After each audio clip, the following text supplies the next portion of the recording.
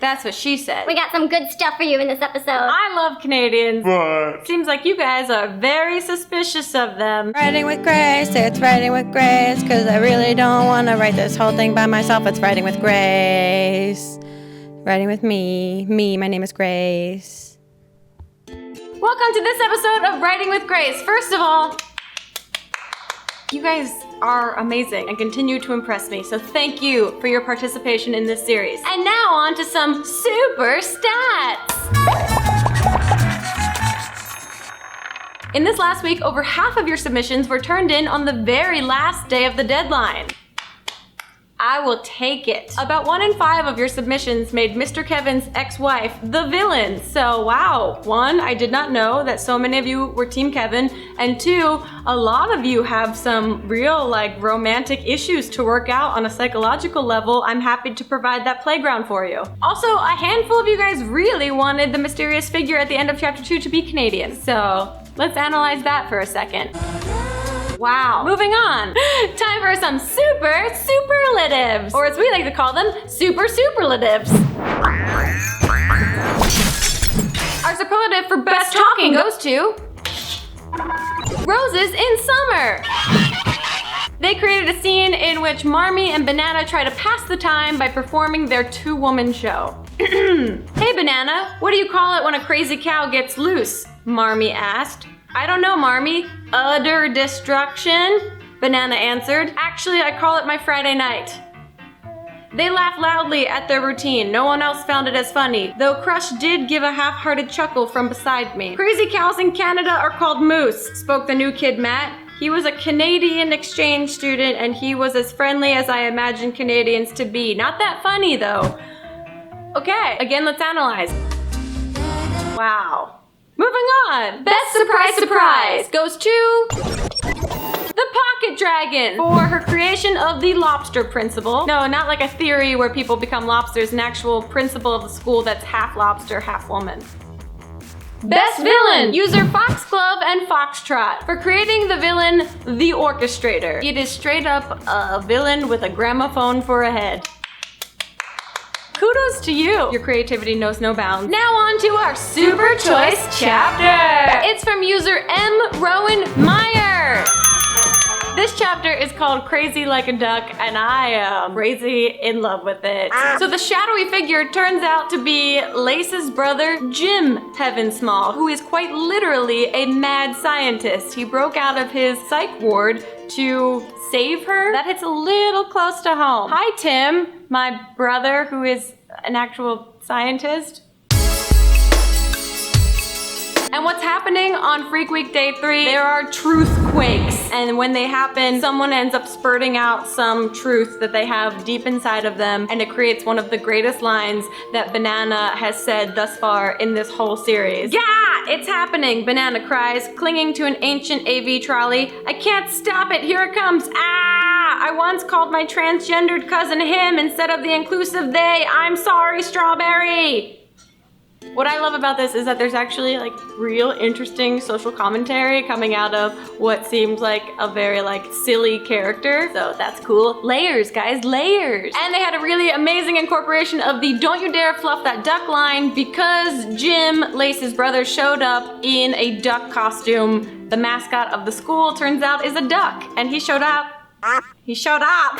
What? Sorry, I'm actually turning into a duck. He actually showed up wearing the mascot costume, which leads me to our challenge of the week. Yes, we've never done this before, but we're doing it this week. We're gonna do the duck stuff challenge. I challenge you guys with me over the next minute to create your duck mascot costume with whatever is around you. Use that stuff, make that duck. The best duck mascot wins. Ready? Yeah. 3, 2, 1, go. No! Okay. I know, in here, there is, yes, marching band costume. Oh my God, it's actually very difficult to put on. I forgot about this and didn't think that part through. Okay, great. This feels very high school mascot already. Get on my body. This is like a duck face. Okay. This is tape. What time am I at? Halfway point. Halfway point, okay. Put this around. Is this tape? This is not sticky at all.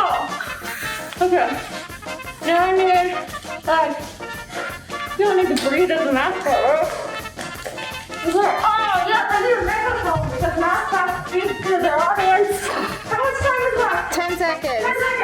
10, 9, 8, 7, 6, 5, 4, 3, 2, 1. You're done. I did it! This is a great duck mascot costume, and I don't know how you guys did, but I'm feeling very confident right now. You've never looked better. Thank you. Did you participate? I seriously hope you did. Tweet your photos at me using the hashtag Writing with Grace. I would love to see how you did 1 minute of your time to create art. I also love the villain of this chapter, which turns out at the end of the chapter, if you go read it, links in the description, there's an error that happens when Lace starts typing into her robot diary, and we learn that Heaven Small is the key and that Lace must be destroyed. Whoa, there's a message coming in on my Samsung tablet! Lace's robot diary is a good friend of yours, and you can vouch for them and say that they had nothing to do with the hack, and that someone from within their group actually hacked the school's Wi-Fi to send everyone in the group the message that Heaven Small is the key and that Lace must be destroyed? End message. And with that, here's where we are in the novella right now. Freak Week has begun. Lace and her motley crew are stuck in the high school for the duration of Freak Week. She's madly in love with Crush, who secretly is madly in love with her back. Her literal mad scientist brother Jim has now crashed their party in the high school and supposedly knows how to end Freak Week forever. But before anyone can explore that, someone has hacked into the school's Wi-Fi system and sent everyone in the group a message that Heaven Small is the key and that Lace must be destroyed. What? And also, wow. So here are your prompts for next week. This is the big chapter, guys. It's day 4 of Freak Week, the day we've known about since the beginning. It's when gravity disappears and everything is literally and figuratively up in the air. I'm talking dun dun dun. Speaking of dun dun dun, this week I want you guys to find out who dun dun dun it. We worked on that joke for so long. Someone within Lace's group has hacked the system and clearly does not want Lace asking any questions about Freak Week. That sounds like a great setup for a very murder mystery-esque chapter, if I do say so. This week, what we want from you is to write a chapter in which we find out that one person other than Lace is definitely innocent of hacking the Wi-Fi system. However you want to do that is up to you. I cannot stress enough how excited I am about this chapter being very murder mystery-esque and or mock trial-esque. Just putting it out there. You can write it however you want, but I've been watching a lot of courtroom dramas and I am intrigued. Now on to some of my favorite farts this week. Not you! I'm talking about your fan art submissions. Here are some of my favorite pieces of fan art or farts that we received this last week. Whoa! Wow.